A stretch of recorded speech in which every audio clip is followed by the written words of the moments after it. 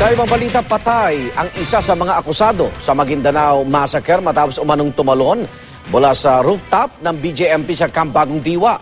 Saksi si Haji Rieta. Mula sa rooftop ng 4 na palapag na gusali ng BJMP sa Taguig.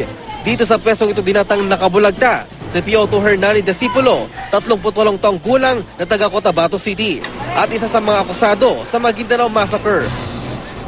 Ayon kay Senior Inspector John Basilio ng BJMP Camp Bagong Diwa, katatapos lang daw ng kanilang prayer meeting. Pasado alas 4 na ng hapon nang mapansin nilang kakaiba ang kinikilos ni Discipulo. Actually po sir, may mga visiting, nasa visiting area sila, kasama ng kanyang asawa. Sapagkat yung iba naman po ay nagkakandak po sila ng kanilang physical conditioning. Tapos, nung biglang naganap yung pangyayari. Agad siyang sinugod sa Dr. Sabilit General Hospital sa Taguig, pero dineklarang dead on arrival.